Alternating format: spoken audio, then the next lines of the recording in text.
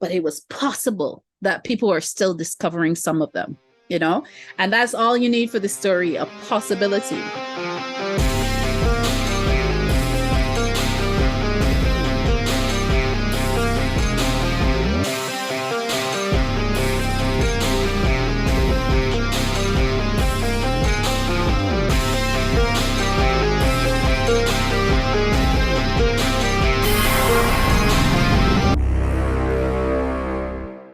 Welcome to the Skiffy and Fanny Show. I'm Sean, and today we're joined by Shakirah Bourne, a film writer and novelist. Her previous work includes Josephine Against the Sea, My Fishy Stepmom, and, among others, of specific interest today, Nightmare Island. Welcome to the show, Shakirah.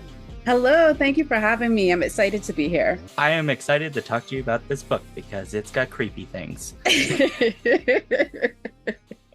My favorite. Oh, it is your favorite. I'm okay. It is. I think I've just got a brand new question to add.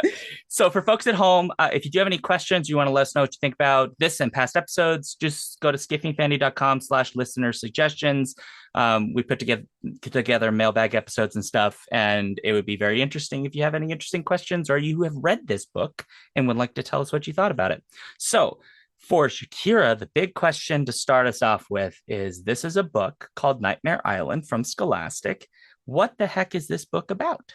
Well, so I love writing fantasy and horror books about kids having encounters with Caribbean folklore creatures. So this is just my latest. It's called, well, obviously Nightmare Island, and it came out last Tuesday, I believe. And it's about a 12-year-old filmmaker, Serenity, who follows her family to this mysterious Caribbean island, and she discovers that it's haunted by duendes, who are faceless children with backward feet in Caribbean mythology, and they lure you into the forest where you're lost forever. So Serenity has had this recurring nightmare for years, but she keeps it from her parents because they already favor her little brother Peace, and she doesn't want to be seen as a type of problem child. So when her brother Peace suddenly becomes afraid of the dark and refuses to sleep alone, her parents carry him for treatment on Duppy Island. So Serenity follows them, and immediately she knows that something is wrong. This island is completely silent. It's in the Caribbean, yet it's gray and foggy. And the facility is run by this creepy doctor called Dr. Whisper, who treats it as more of a jail than a clinic. And then she discovers that on top of all of that, it is the home of duendes, and they are very eager for her brother to join them. So she really has to use her skills and her know-how and basically the love for her family to help her escape the island and keep them safe. So yes. I love the Caribbean folklore thing. I'm going to come back to that because that I'm very curious about your approach. I wanted to start with, I think what was an interesting, like the way the story is written is written like it has chapters, but you call them takes. And I didn't know until I was reading your bio that you had written film. And so I think the answer to this is now somewhat obvious, but maybe you could talk a little bit about how your interest in film and perhaps horror film in particular became touch points as you were kind of working on this book and structuring this book, whether that was just the titles of your chapters or even things you were kind of doing in the book itself were kind of influenced by things. I was curious if you could talk about that. Yeah, so I've done 4 films. So I've written 4 films and produced 3 of them. And then I directed the last one. So I can say right now that Nightmare Island was kind of a challenge for me because I started off with a what if a person was trapped on an island full of duendes, right? And this was like my first book really written outside of Barbados. So I've written the films, musicals, even the other short stories, and they're all set on Barbados. So this would be the first time that I am creating an entire island. So I did want to have some familiarity with it. I was like, okay, so I'm creating an entire island.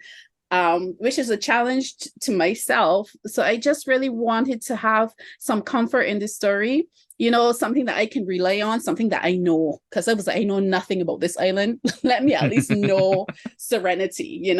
So her being an amateur filmmaker was really quite interesting to me because I have put myself in some nightmare positions trying to get a good shot. I kid you not. I had actors in a cave, shooting a scene in a cave when there was an earthquake. And Oh, honestly, we had no reason to be down in that cave. Literally, you could shoot the same scene in a room covered in black cloth and no one would know the difference. But I had to go down in the cave to make it more realistic. And so, Serenity does a lot of questionable things in the name of trying to get a good shot. So there's that. The take. So, when you're on a film set, every time you shoot a scene is known as a take. So I thought that would just be a cool thing to have instead of a chapter. It'd be like, okay, so this is a scene and this is the next scene. So instead of chapter 1, it would be take 1, take 2. That is literally just me being cool. At least I hope people think it's cool. But the main answer, and it's funny because when I make writing decisions, they're for so many different reasons. It's never just one thing. So the main reason is Serenity's voice. So before I start writing, it does not matter if I have the entire story planned out. If I can't hear the character in my head, I can't start writing. And so I wish that I knew why I decided that Serenity should hear scores. So in the book, Serenity hears the scores from different people and she sees life as a film set. So I knew that whatever she did, she would be comparing it to a film set and she would be comparing it to, like, she'll be focusing on the horror elements in everyday life. So that's how she sees the world. And as soon as I started to understand how Serenity saw the world, then her voice came to me. So really all of that, I hope that answered your question. it did. And I think it's interesting because essentially you took some inspiration from your own life in the designing of Serenity, which is really cool. Because I'll be honest, we haven't had a lot of people who've actually worked and made films on our show. So hearing your passion about film and how that influenced this book is just really exciting to me. Are good. Because yeah, it was in writing this, it was really a challenge because, as I said, not only did I set it in an island that was fictional, and I had to now create what this island would be like, I took away all of the major senses that I use when I'm writing. So, I took away color, I took away sound, I took away food. I did not realize how much I limited myself until I started to write. But I didn't realize that in writing, depending on those elements when describing the setting and when describing people so much. So when I took them away, I really only had Serenity and her voice and how she saw the world. And so, I was very grateful that at least I had that. That leads me to, and you kind of brought it up earlier, is Serenity has, like as you said, she essentially hears the scores in people. So I think there's a detail early in the book that like Rain it tells her that her mother's nearby, if I recall Yes. correctly. It's a lot of those little details which at first just kind of seem, oh, they're just kind of fun little things that a kid does until the island. And then there's this, like, there's lots of reasons the island's unsettling, but Yes. the music thing in particular, because she hears the music and then there are people that don't have that, or there's no music and there's Yes. silence, and it's suddenly like, well, this is an experience for her where the world doesn't make sense, or it's starting to feel, she feels off. It's like Spidey sense, but for music. Yes. And it seemed to me that you were kind of exploring, maybe not directly, like a humanness that's part of music, or soul, or something like that. And Yeah. I was curious if you could talk a bit about, essentially, like, Yeah. if I'm reading too much into it, or like what you kind of saw as that, like, significance of the being able to sort of sense music as almost like a barometer of the life of the world. Yes. No, you're exactly right. And it's funny that you should say, is about detecting a soul, because there is a subtext of the theme of soul throughout this entire novel, especially like twins, they don't have faces. So when you can't see a person's facial expression, like, where do you get judgment from? You judge them from their actions. And in Serenity's case, she judges them from the music that she hears. So you could, if you are a terrible person, she would hear a discordant type of song coming from your core, you know? It is like, if you had to have music, what do you think you would sound like? So it's really about what you think is like your biggest, what are you made out of? So for example, I would think that I might sound like a typing keyboard, because that is what I spend the majority of my day doing. You know, a person who plays the trumpet might think that they sound like a particular chord, like their favorite chord. You know, so a person who loves motorcycles may sound like an engine. So it's really, Serenity listens to what, is important.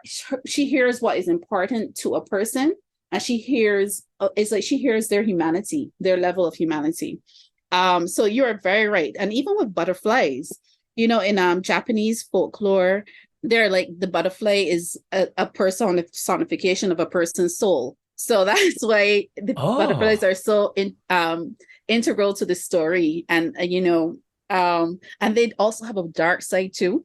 So like, for example, butterflies eat dead animals and they drink sweat and tears. I had no idea, because you would see a butterfly and be like, oh, it's so pretty, but they have a dark side as well. So there's a lot of symbolism in terms of seeing souls and seeing humanities as laced throughout the book. So you definitely were spot on with this. I'm glad I caught on. Yay. Definitely. For a kid, because it is for 8 to 12-year-olds is the main target audience. Sure. So I don't know if they would get it on a first read. I don't know if they would even get it on a second one, but maybe they would reread this when they're older and be like, oh my gosh, no, I'm seeing this, So I just find it interesting to do. And my poor editor, she's the one who always has to be like, okay, Shakirah, this is too much. This is too deep. Remember, they're for 8 to 12-year-olds. You don't need to go so far. But that's just, I just like it. I like when I like reread value, I like people to reread and notice new things. So yeah. That's exactly what I was thinking, is like, well, maybe it just encourages them to read again so they can catch different details as they get a little older. Yes, for sure. I mean, for right now, all the kids know is that Serenity hates silence. And now she's on an island where she can't depend on the one thing that gives her comfort, and that is hearing music and hearing noise. So even if they just understand that, that's perfect. Later on, we can talk about the souls, and when I hopefully do some school visits, I can talk about the soul. But yeah, I just like having multiple layers in stories.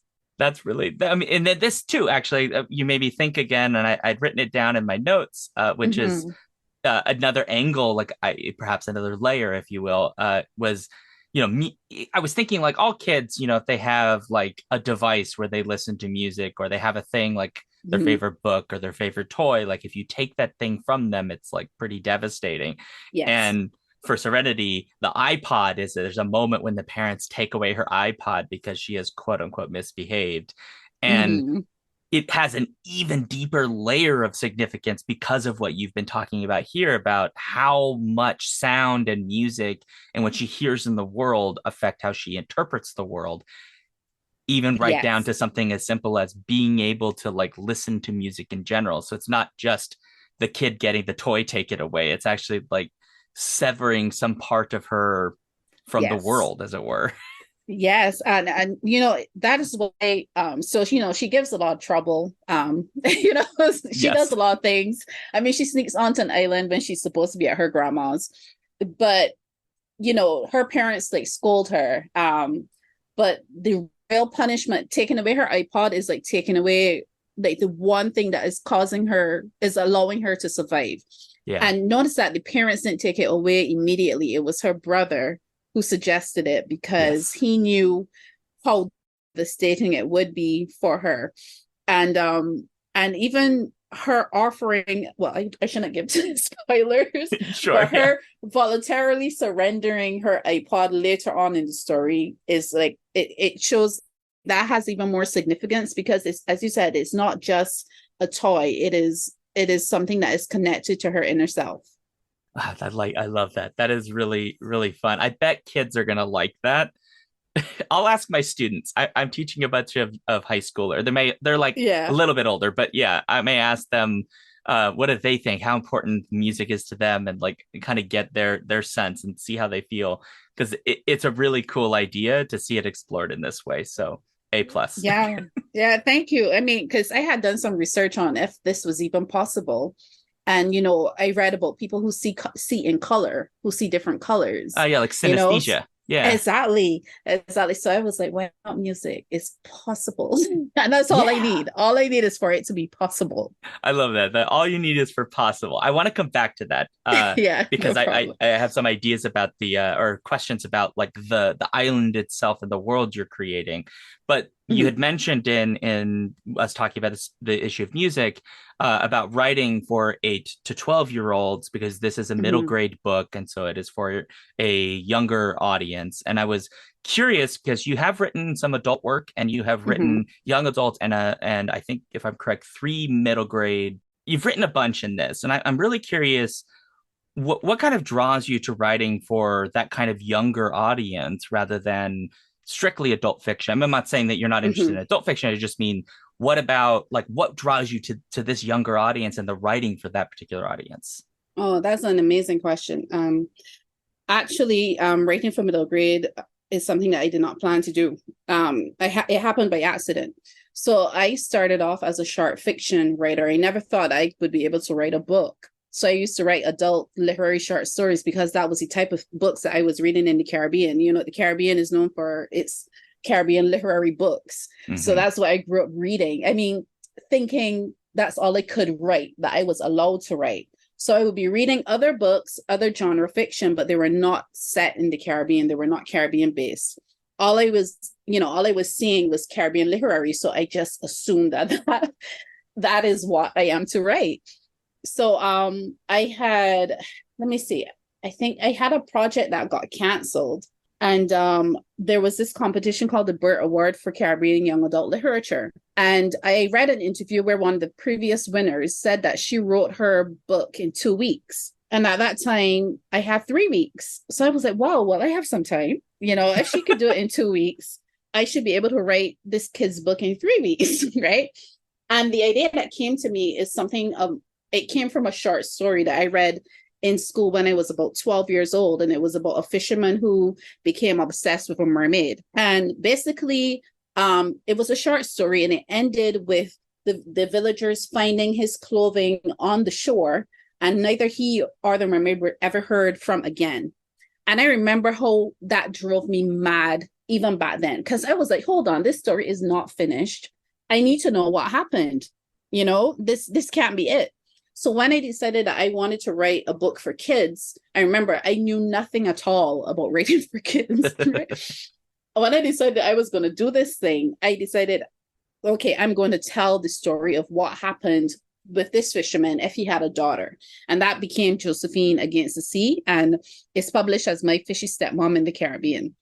So when I was writing it, I thought that I was writing young adults because at the time I had not read any books for kids really. So the main character was 9 years old. And she was faced with this girl. Her dad's new girlfriend is not human. And I wrote the story. It was 28,000 words by the time I finished my first draft. And I really loved it because at the time, writing that story reminded me why I love to write. I have been writing I have been a commission writer, a freelance writer for a very long time. But at that point, I forgot what it was like to write for fun and to actually enjoy, Ah, enjoy what you're writing. It was my first time writing magic, fantasy. So I was just like, I love this so much. So I decided, you know what, this may be appealing to people outside of Barbados and outside the Caribbean. And that's when I Googled how to get a book published. And then Googling that, I realized, oh crap, this is not a young adult book, starring a 9-year-old that is only 28,000 words. It's actually more middle grade. And that's when I even found out what middle grade was. So when I say it was an accident, I wrote the story. I knew I had Josephine's voice in my head. I wrote the story, and then I started to understand the elements of writing for kids. Before I could even process everything, I had an agent 4 months later. The book was shortlisted for the same competition in the Caribbean, and suddenly I was a kid lit writer, and that was 4 years ago. That's incredible. Yes. I just fell into it. Oops. Literally, I mean, I used to write for my adult work. I used to write from a child's perspective for a lot of stories because I felt like that innocence and naivety lended to really reflecting the world as right. So I used to write stories like maybe the theme is human trafficking, but I would tell it through the eyes of a child. So I was familiar with writing for kids and things that they would say and how they would say. That wasn't new. It's just that I never thought I would write for kids until, I wrote that story in 3 weeks. Out of curiosity, given that you've mentioned you've written child characters in both of these different demographic works of literature, do you find that there's, other than possible language differences, do you find that there's significant differences between how you have to approach writing kids for middle grade versus writing kids in adult fiction? In terms of voice, no different. What changes is the situation that you have them in. So, and if it's adult themes. So with middle grade, it's mainly about the character thinking about their family and their school, and for example, is like dealing with issues that are of concern to somebody that age. When you're writing about it from an adult, for an adult audience, you are seeing adults and you're seeing them act in a particular way, and you're seeing harshness around you, and you are like highlighting the biases and the hypocrisy as a child, because the child would see a complicated situation very simply. So so the issues that the child is discussing are more adult issues, if you understand. So for example, I have a story called Getting Back at, no, not that one. It's called Getting Married. Okay. Right. And in the story, there's a scene where the kid watches her father. She's hiding under the table because she sneaked into a house to get a piece of cake. Right. So she's in the kitchen underneath the kitchen table, hiding underneath the tablecloth. And her father comes in with another woman who is not her mother, and they have sex on the table. Oh, goodness. So how I'm describing it, everybody who's reading the story knows what the father is doing. But for the kid, she has no idea. All she knows is that they're fighting, So she talks about them fighting and the sounds that they're making, and how her father must be really upset because he's grunting. So I would not write that for a middle grade audience. Of course, but, yeah. So what she witnessed was basically, an act of cheating in the story, and she doesn't understand it. But later on, when we're at the wedding with her father and mother officially getting married, we understand, the relevance of that moment. And they said we as the reader.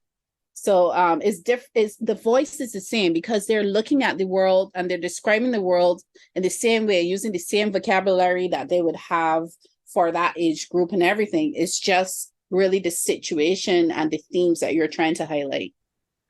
I really like this because essentially part of what you're saying is how readers approach the work somewhat affects this as well. Because with the example you just gave, the kid may not know, but as theoretically adult or adult-ish readers, we're able to sort of read between the lines, so we can kind of see in this case, somewhat, I guess, ethical or behavioral issues that are embodied in it. And that was the entire point of the story. The point of the story is, why do people feel the need to get married when the relationship is broken?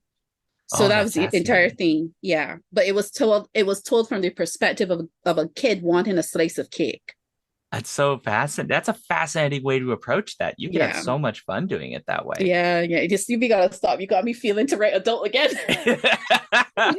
I'm sorry. I'm sorry, Shakirah's editor. It's not my fault.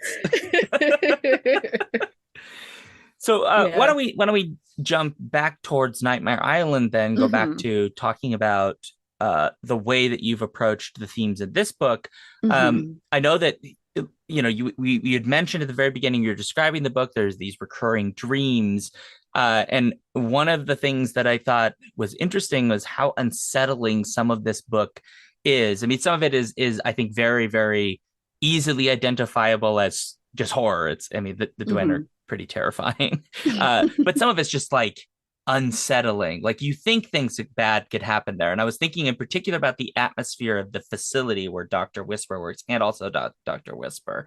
And I was Hmm. hoping you could talk about, you'd mentioned fog and some of that. And I was hoping you talk about like constructing this space and the atmosphere of this space for, a younger audience that has that unsettledness to it. Yeah.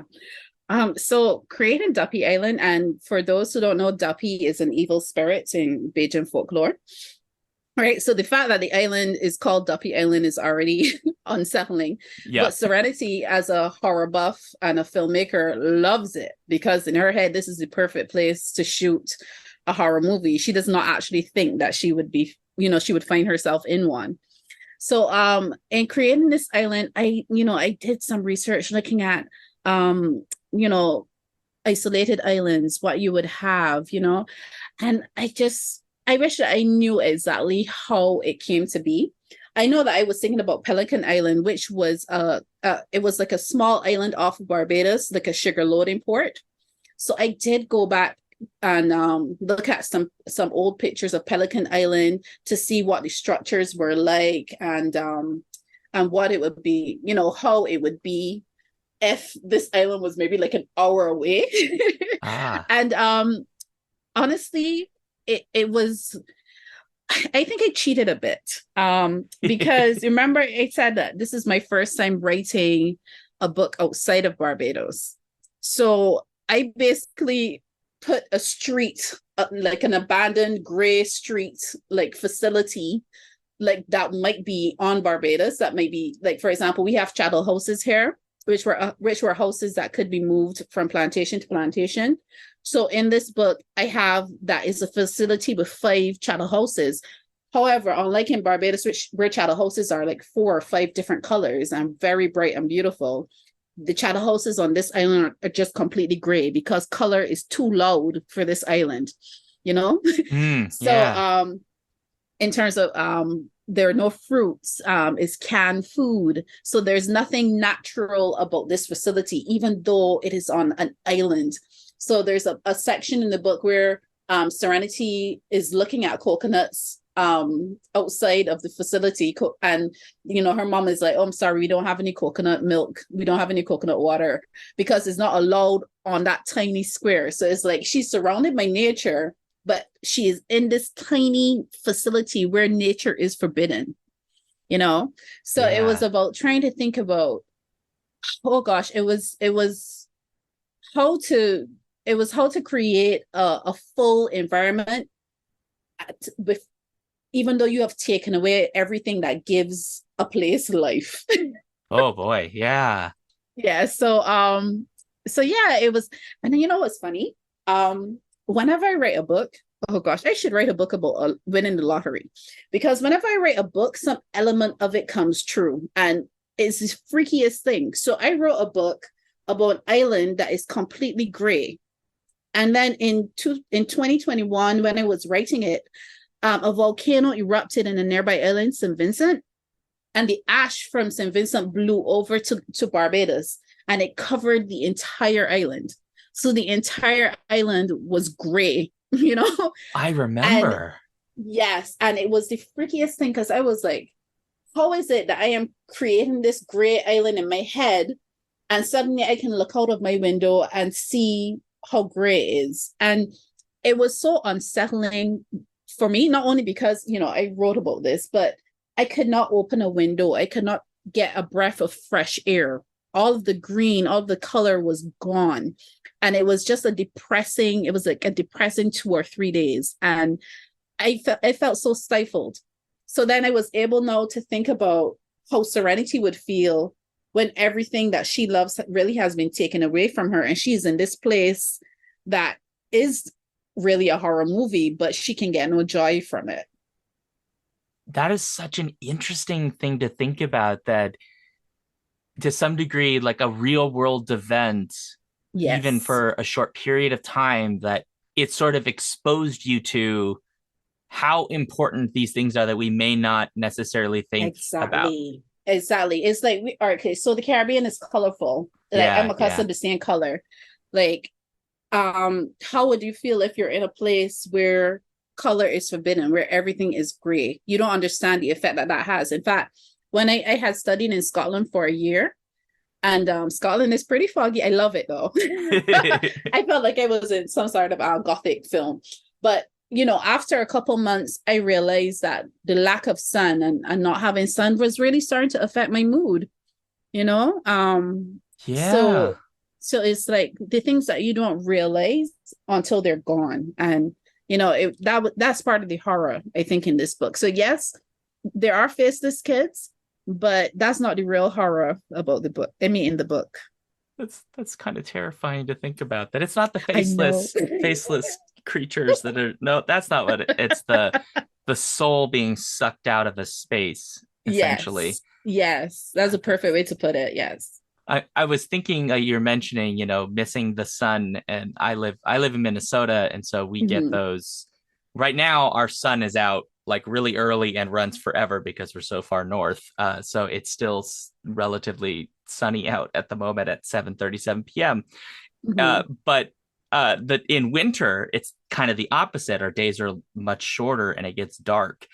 And we have a thing called seasonal affect syndrome, where they basically say some people, like, they just get depressed and they have a hard time Hmm. functioning because they're not getting, even if it's sunny, it might be overcast. So everything's, as you say, kind of gray. I mean, there's still trees, and like pine trees are green. Like there's still some color, a little bit, Hmm. but it's still like, it's not everybody can adjust to that. It's kind of hard. Yes. Yeah. Yes, and that's perfect because even on this island, it never gets dark. It's just always gray. So even your body clock has to adjust. And poor Yeah. Serenity. Honestly, I really tortured the girl in this book. I feel really bad for her. I really facing your fears and is one of the main themes in horror. When I write horror, so I literally just put her nightmare, like her worst nightmare, and I just That's put her in it. It's just terrible. I mean, you are writing a horror novel, so I suppose she knew what she was getting into. It's true, and and I really hope that that readers understand that. Yes, even though this is a nightmare for her, the fact that she loves horror, she's still getting some kind of perverse joy from it, because Yeah, because she can film it, because it's the scariest thing that has happened to her, and this is what she wants to capture on film. that's fascinating. You're not wrong though. There's sort of, yeah, she's being tortured, but also kind of getting ideas right now. Which is her voice. She sees something terrifying, and at the same time, she goes, "Huh? If this was a movie, this is what they would sound like." I actually have a curious question, because we've been talking about Mhm. the island and it being gray, and I was trying to think back to my knowledge of the Caribbean Mhm. islands, and I was wondering, maybe you have from a Bayesian perspective, is there, you know myths or tall tales about like Mhm. mysterious islands in that region, other than like Bermuda, which people say Mhm. there's like a giant creature that lives in the ocean and swallows planes, and there's a Mhm. lot of other ideas about that area. But I was curious if that's a thing you had heard about. No, not at all. Oh, I have not, and we have a few folklore stories. And I am actually going to be writing about the two major ones. Later, I can tell you about that later. But okay. the two major stories have nothing to do with Abandoned Island. It was really just me wanting to tell a story about Dwens, knowing that Dwens live in a forest, and Barbados is very flat. There's not a lot of forests Sure. here. So I did have to create an island for sure for the Dwens to be, unless I created a story where Dwens were hiding in sugarcane fields. And no, that I'm telling you this, I'm realizing that would be amazing. But yes, so yeah, I did have to, the setting where Dwens would be present is not really present here. So I did have to create my own thing. Ah, that's interesting. Okay. But Yeah. it may be a somewhat flat island, but you do have the remnants of space cannons. Yes, yes, we Which, do. And the harp gun is, I literally have that bookmark. That before I can write a book, I think about it for a very long time. With Nightmare Island, I had that, oh, what if a person was trapped on an island full of Dwens? But that was not enough for a story for me. So I just sure. literally, I have an email address where I send ideas for anything. So I call it my brainstorming email address. So I just sent it to that email address and I just put it at the back of my head. And then when I read Tristram Strong punches a hole in the sky by Kwame Mbalia, Oh, yes. another middle grade book. Right. So he had a manifestation of Dwens in that book from Ghana called Motia. Ooh. But so it was the same creatures, faceless with backward feet. However, these particular creatures were skilled herbalists and healers. And suddenly, what if a family or what if a person was stuck on an island full of Dwens became, what if a family that needed healing in some way were stuck on an island full of Dwens? And that is when the story really started to come together in my head. So how did we start to talk about this? I have no idea. This is how this works. We just get into a wild conversation about all kinds of interesting things. Oh, right.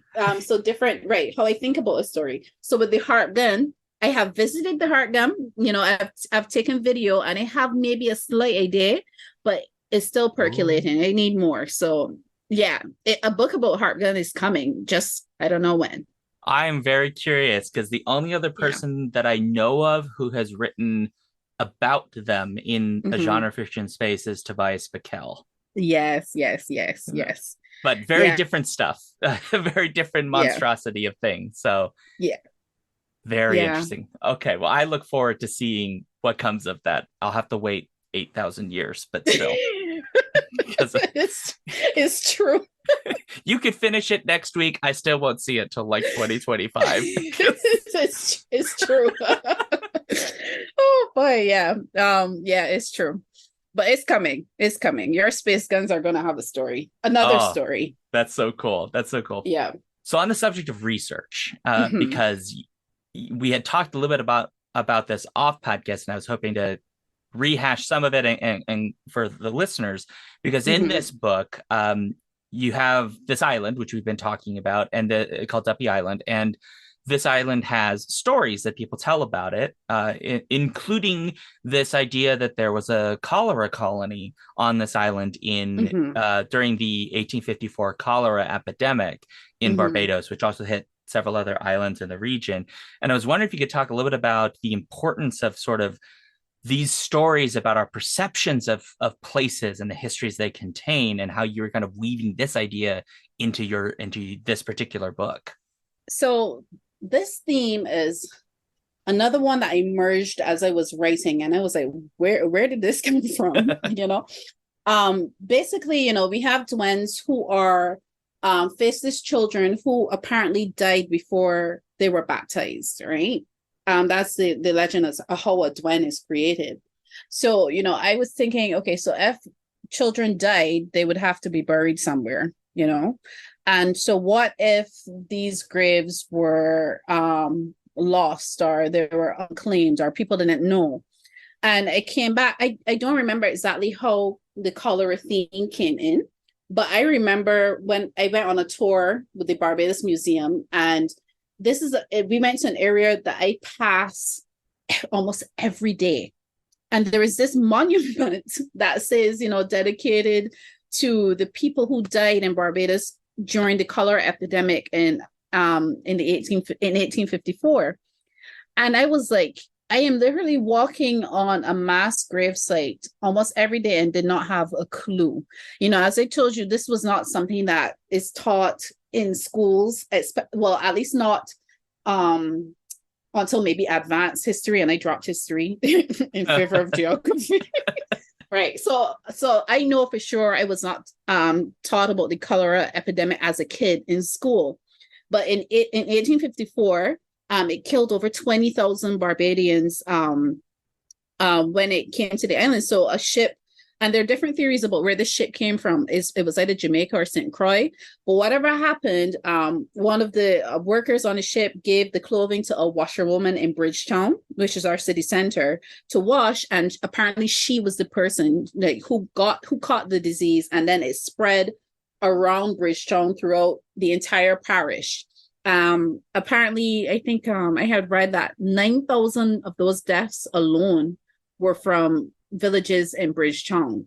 And so goodness. What happened is, you have so many dead people, the burial grounds would have filled up. Or maybe people couldn't afford now to be buried in graveyards. So all of these mass graves sprung up around the island.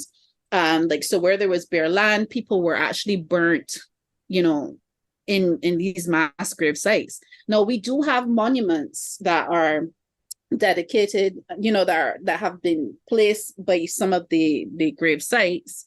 But as I said, this is not something that I learned in school. I walked past the monument without actually reading it, And so, I started thinking about the forgotten people.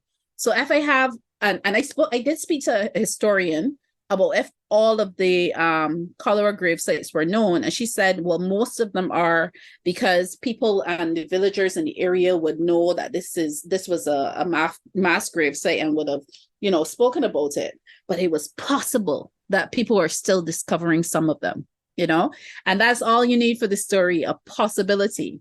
So on my make-believe island, which is not far from Barbados in my head, people would have been shipped out, and put on this island, while they recovered from cholera, and they never did. So it really was like a death place, And so it was really, these were people that became forgotten on the island. So, and I think, this came about because I was thinking about how the kids in particular would have gotten there. And then also there was a facility, when I was researching cholera, there was a facility that people would build, and there were particular rooms for the more advanced cases. So in my head, I just kind of put the facility on my fictional island. Oh, interesting. Yeah. So one thing I did look up, because I remember you mentioned roughly around 20,000 people died from the 1854 cholera epidemic. And I was really curious what the population was at that time, because it's not a giant island. No. And the Barbados Statistical Service, your government website, says approximately 152,000-ish people, which, if 20,000 of that number, that is a very significant chunk of people. You would not miss that. That would be national news, essentially.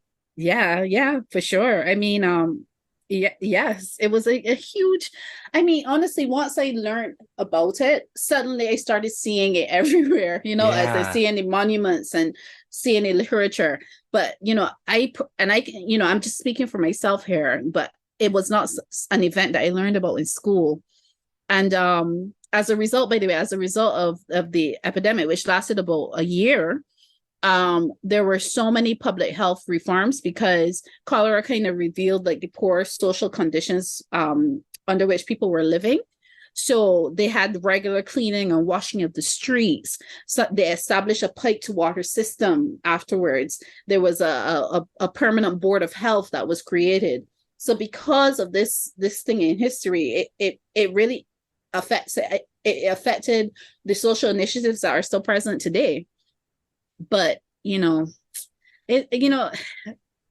wish I had learned about it in school. I wish I had maybe kept history. Maybe if anyone is listening to the podcast who went to school in Barbados, who kept on history after fifth form or after they were 15, could tell me if maybe they learned about it in school. But I surely didn't. it really makes me wonder, because like societies forget stuff, like, or well, forget Yeah. is the wrong word. We just don't have a deep societal knowledge of things. Yes. But what is the reasons? And I'm not saying you necessarily have the answer, but you might have thoughts on this of like why do we do that? Why do we lose that collective memory? Obviously, part of it's education, but I wonder if there's some aspect of like this is a horrible thing that happened, and we want to like collectively move on and not think about Yeah. it. I think because it's so painful, the memory is so painful for people, they just kind of want to forget about it and move on. They don't speak about it. I think Yeah. that, and that goes for any like traumatic thing like that.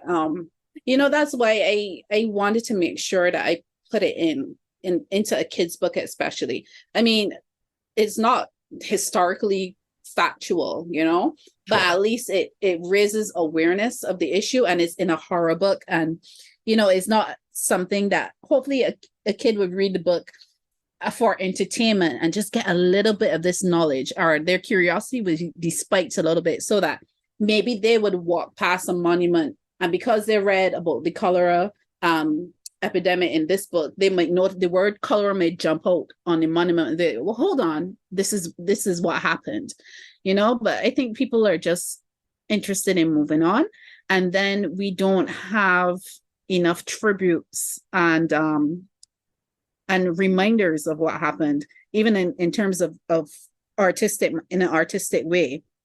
Like, you would have maybe a university would put on a lecture about this, or maybe if you're reading a historical journal, it might be like this, but it is catering to people who already know about the event and not really the general population.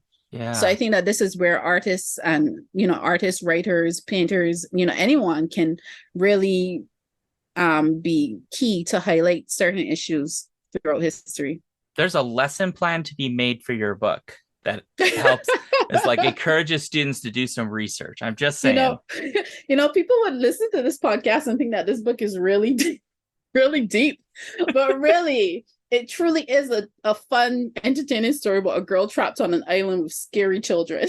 Yes, It it really is is. absolutely.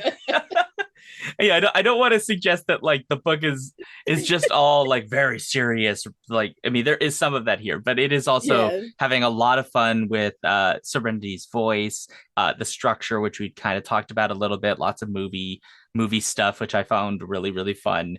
Even when the Dwayne show up, it's they're creepy, but they're maybe not, like, because I think part of your approach is making this not so scary that children Mm-hmm. can never sleep again. No, But they are pretty terrifying now that I think about it. they are. Yeah, but it's simply because they're very different from what we expect.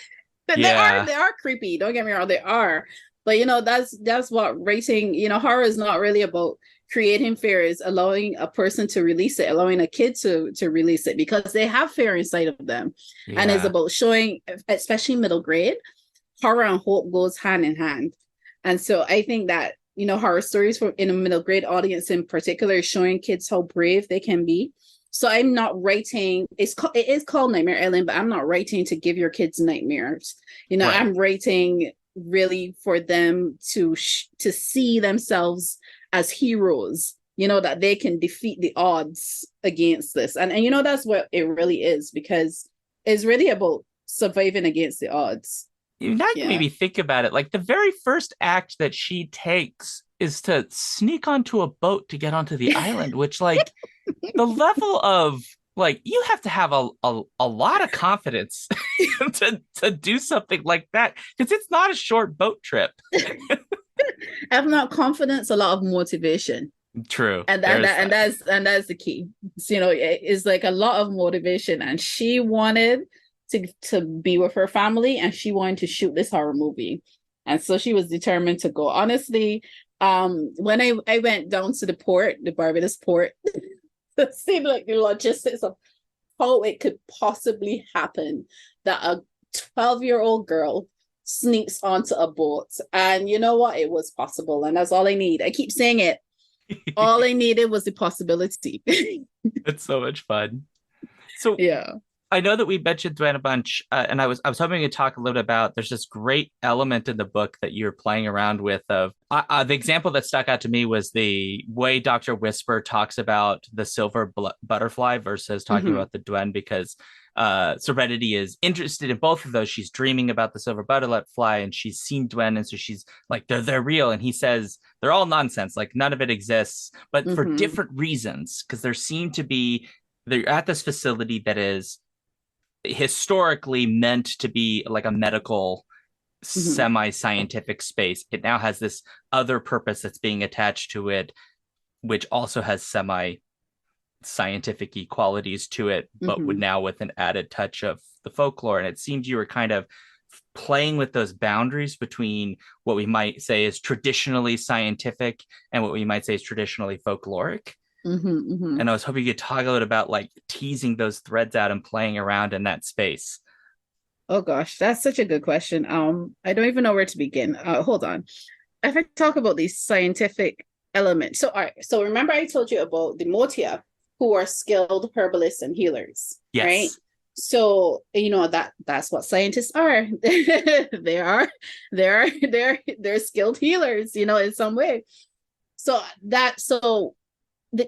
an underlying theme in the book is the concept of perfection and how far a parent would go to ensure that they get the perfect child, you know?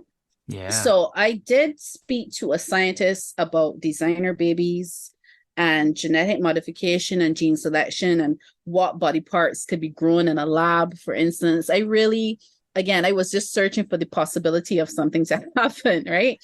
Sure. And I remember she told me, I was like, is it possible? Okay, we know that we can possibly select a color for a kid, Sure. Is it possible to select personality traits? Because we have this family who loves silence. So something that would be very important to them is that they have this child who is like very silent, and does not create a lot of noise. So it's like, how far would a parent go to ensure that they have certain characteristics for their child? So she had told me at the time that it's not possible, right? So I was like, shoot, but it's because of how complex the human mind is, and it's not possible to separate those DNA strands. That you can't separate a strand for humor, especially if the person is a humorist. It's one thing to find the strand, but then the person has to have the strand. So then I was like, okay, so what if it wasn't from a human? What if it was from a blank slate? And she was like, well, no, that is a blank slate. No, it's possible because no is not as complex as a human mind. So from the time she told me, okay, no, that is possible, I was like, okay, good. Now I can see how to blend the scientific possibility with what happens in the story. Right. So that's the scientific element. The research was really freaky though, I gotta say, because I mean everyone knows about the human ear on the rats, that these Yeah, scientists yeah. grew on, right? So I was looking at it and it was so freaky, and I was like, okay, so I definitely need to have a scene where there are human parts on animals. So sorry. But That's creepy. yeah, but it really is how far, I'm not giving spoilers, but the whole reason the facility exists is because there are a lot of parents who would pay a lot of money, to have this possibility become real, Yeah. and it's something that you think about. Is like, because in the book, they think about, okay, is it bad of the parent, or is it that a parent wants to give their child the best possibility of success in this life? Is that a bad thing? So there is a lot of different gray morality type questions going on, and a lot of people are going to hate Serenity's parents. I know this, Mm. but hopefully more people, and this is the adults, the kids, they're not going to be thinking about this. But hopefully people will see what they were trying to do and that it did not come from a place of malice. And that's the scientific element. With the folklore now, that this is in terms of trying to decide what is real or lore, is something that it fascinates me about Caribbean folklore, because there's no proof that these characters do not exist. Okay. Sure. And I remember reading a story. I cannot remember which island it is, and it's best I not say it. But persons in a village killed an old woman. It was a mass attack on an old woman. And when the police came to investigate, they claimed that she was a Sukuya, who is in Caribbean folklore, a creature who removes her skin and turns into a ball of fire, and she sucks the blood of children, right? Whew. So in this village, a child had died, and people were convinced that a Sukuya killed the child. And it was this old woman living by herself, and she was killed because people were convinced that she was a Sukuya.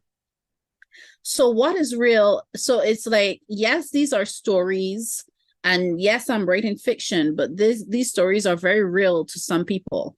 And that goes to the extreme end. We're not even talking about, historical events where you've lost all documentation and you're just relying on what people said happened. So it's really hard to figure what is real or not real. And even in this story, Serenity is trying to decide. Well, she's not trying to decide, but I try not to try to spoil anything. But the concept of what is real and not real is there, is ever present. Yeah. It's so interesting that you bring up that story, because to some degree it almost doesn't matter if it's actually really real, because if it's really real to people, they will react accordingly to things that they think are involved in that element, whatever it happens to be. And so it has real world impact, I will say, rather than consequence. I'll say impact because that can be neutral. I mean, because then your story just gets another element to it, which is because this island where people say, oh, it's not real, what are you talking about? I don't know, but it is. And now you have these characters experiencing this thing that perhaps at one point they didn't think was real, but now they've had an experience they have to explain by treating it as though it is. And that has, in this case, nightmarish concerns. Yes. Yeah. You're right. It doesn't matter if it's real or not. The consequences are real, or the impact is real. So, does it even matter? Yeah. I mean, to some degree it doesn't. Yeah. Because you are dealing with people who think it is real, and there's no proof that they're wrong. There's no proof that they're wrong. It's a tough wrong. one. Yeah. Like, what do you do? Because I remember in I think it was graduate school, one of my professors was talking about, I can't remember what anthropologist, but like this anthropologist from like England or whatever went to someplace like in Africa or South America. I can't remember where he went. And he was talking to these people, and they kept saying magic. They kept, like, a house would fall on somebody and they'd say, oh, it was magic.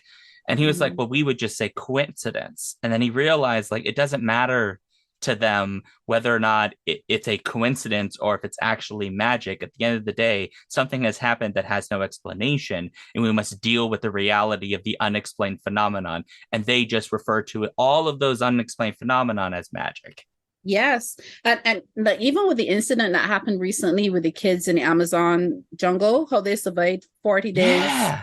Right. So remember, people were saying they survived because their family equipped them with the skills to survive in the jungle. But then the grandfather has said that he had to beg the duendes, he called them. And it was, I got really excited about that, because again, another manifestation of a folklore character. He called them duendes, the spirits in the forest. He had to ask them to give back the children, and he had to beg them to give back the children, and they decided to acquiesce. So who's to say which instance is true? But all that matters is that the children survived and that they're back. So, we should be grateful either way. Whichever one is the true answer, the kids are alive. Yeah. That's so fascinating. There's a lot of really interesting, and while this podcast isn't necessarily about that per se, but there's a lot of like interesting, fun space to sort of think about possibility and what belief is, and those kinds of questions, and I find them really interesting, understanding what people believe, how much they believe it, and what they do as a consequence of what they believe. Um, Yes. yeah. Yeah. And Yeah. I will say, from as somebody who is interested in Caribbean folklore, I am still desperately trying to find the good places to get knowledge, because let me tell you, I got some weird books from the library, but I don't know how credible any of them are. Even doing, as I said, doing research about Caribbean folklore, you really have to interview and speak to like the elders in a community about stuff that they Oh, would have heard growing up. And that is why I try to write in this space, because it's an oral storytelling type of culture. And a lot of this stuff is not written down. And luckily for me, we have descriptions of the creatures and what they do, but rarely how to stop them. So I get to create my own interesting ways of how to stop these creatures, because most people just warn you to stay away from them, or don't do something, or this is what happens when you're greedy or selfish.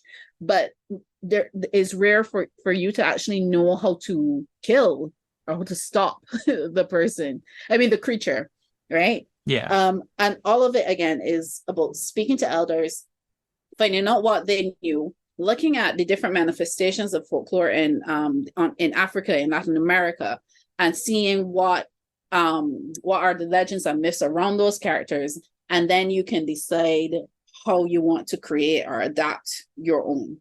That's exciting. Yeah. So everybody listen to this podcast again. You're going to learn a lot.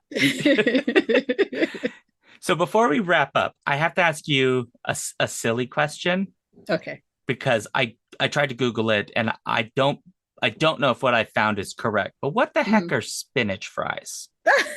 so, so I'm laughing because I would never have expected that question. Okay, so basically, when you're saying something is a fry, is like a batter of flour, water, and some spices. So if you have like chicken seasoning or oxo or Maggi seasoning, or what do you call it? Like, well, I think in America it may be Old Bay, like some sort of strong seasoning in a batter and is fried up. That would be something called a fry. Okay. So the main ingredient then would be spinach. So you will put spinach, you will cut up the spinach. Some people might steam it before, some people may just use the actual leaves. And you would put the spinach in this batter and you would fry it up, and it would look like a ball, like kind of like oh gosh, I was gonna say a fish cake, but you guys wouldn't know what that is. I know what a fish cake is, though. Yeah. Okay, good. So it's kind of like a ball of something. So when you use spinach, it'll be a spinach fries. If you had to use corned beef, some people use corned beef, it will be a corned beef fry, you know? That is that is an interesting thing. So like in the United States, I can't speak to every country, but in the United States, I was thinking, what could be spinach fries, like a topping made of spinach you would put on French fries, because pretty much everything when we think of fries, we think French fries is what or some sort of potato or potato-like thing that has been put in oil and cooked. But we would use fritters here, while you would say fry. And I find that as a language thing really interesting. Yeah. And I want to trace this. Like, when did we diverge these terms and end up in these places? Who knows? Like, I really love it. I know I love how you connect these elements. And this is why I like writing about certain things, just so you can see the connections between different countries, because some people may not know about Barbados, have never been, but then they might see a food or a dish and recognize it, and suddenly you seem a lot more closer than separated. And that's what I love about stories. I agree. Yeah, you're completely right. Finding those like common ground. I say this a lot because people will like talk about like, oh, I can't identify with this character because they're not like me. Like, I'm a man and the character's a woman, and I'm always sitting here going, that's nonsense, because of course you can, because we are different, but we're not that different. Exactly. Like, we have feelings. we like food. Like, there's lots of things you can find, lots of common ground. We get scared, like in this book. Like, I also would be scared if I was being followed by faceless children with backwards feet. So I'm just saying. Oh my gosh, that's so funny. It's so funny to hear you talk about it like that because you know, I was so focused on, so there's a point in the book when somebody tells Serenity that real horror is losing the people you love. And I remember stopping at that point in the book and going, shoot, this is what this book is about. Yeah. And so I had to go back and like revise and rethink the perspective and everything because that's what the book is about, yes, it's true faceless children, and yes, there's a lot of horror, but it's really the true real horror is losing people you love. And Yeah. there's nothing that can be worse than that. And that's what Serenity had to learn. That's a great lesson to learn. Yeah. Well, okay, so I have to ask. I have two simple questions. Well, maybe simple. I don't know. Theoretically, they're simple. One is, what are you working on next that you are allowed to tell us about? So I'm working on a Josephine sequel, which would be a surprise to 2021 Shakirah as well. Because, when I finished Josephine Against the Sea, I had no intention of it being a series in any way. But when I was looking over, I think my final revision, I got an idea for a sequel. And so Scholastic bought that book. It's called Josephine Against the Heartman. And in Barbadian legend, this is one of the folklore elements here that is popular here in Barbados, is a person called the Heartman. And it's a man who has made a pact with the devil. He sold his soul to the devil for riches. But to pay off his debt, he has to sacrifice children's hearts to the devil. So the folklore is that you have to be inside before it gets dark. If not, the heart man who travels the streets in a hearse is waiting for you to find you to cut your heart out. And really, this is a story just to get kids to be inside before it gets dark at night. But when I was doing my research, I found out that the Heartman is actually based off of a real serial killer that we had back in the 50s. Whoa. And well, I don't want to give away everything. So, but he was actually based off of a real serial killer. So Josephine, this poor girl, is going to have an encounter with the Heartman, and she's going to have to save the Heartman, save really the town from the Heartman. So I actually finished the second draft recently, and I'm really enjoying it. I mean, it was a challenge to write a sequel that was unplanned because let me tell you, I screamed at past me because I would think of this great plot, and then I would go back and be like, oh shoot, no, you said this in the first book, so no, you can't do like, you can't be like, oh, I lied, that's such a cop out. You can't do that. So it was a challenge to try to make all the elements work, but I think, well, we'll see what my editor says, but I think they work well now. But that is hopefully coming out in 2024. Excellent. Well, that's very exciting. Yeah.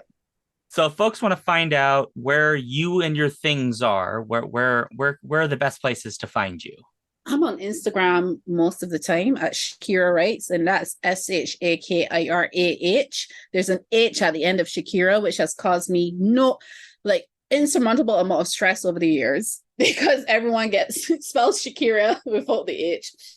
So Shakirah with an H Writes, and I'm on Instagram. I am on Twitter still, but I mainly just retweet stuff. Instagram is where I post more in-depth posts. And yeah, you can find me there. And you have a website. Oh, I do have a website. Crap. Yeah, my website is shakirahbourne.com.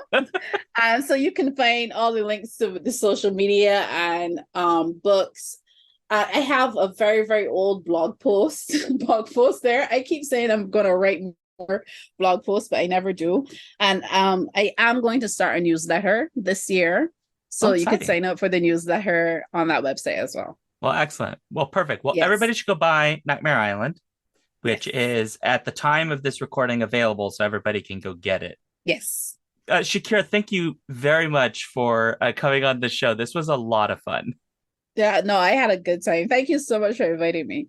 You're most welcome. And do scream at me when your next book comes out, because I will also talk to you about that book because it sounds awesome. Yeah, I can't wait to talk about that one. Oh, excellent. Well, we only have to wait 8,000 years. For folks at home, make sure to go check out all the Shakirah stuff. Please buy the book and all of that good stuff. For us, do go to skiffyandfandy.com if you want to find more episodes and things. We do have a newsletter, which is just /newsletter. And we're on pretty much all the social media sites, but the ones that matter are on our website because there's like 8,000 Twitter variants right now, and I can't keep track. And we also have a Patreon at patreon.com/skiffyandfandy if you want to support the show. For me, I'm at seanduke.net, and I stream on Twitch at Alphabet Streams from at 7 o'clock every Tuesday, Thursday, 7 Central. I also am on Patreon at patreon.com/The Joy Factory, and I'm also on various social media sites. You can usually just find me as Sean Duke or Grand Moff Duke occasionally, but just go to my Twitter if you want to find out where all my other ones are, because I have a link tree. Anyway, I'm done. I'm done saying stuff about me.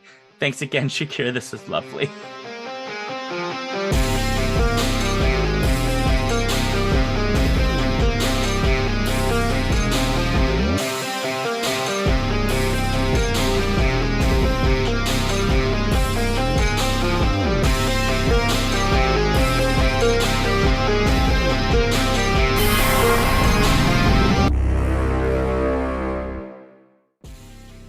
If you want to support this show, you can go to patreon.com/skiffyandfanty or skiffyandfanty.com, our website, where you can get access to all of our fancy things. Our music comes from Holy Mole. You can support him and his work at patreon.com/holymole. Thank you for listening.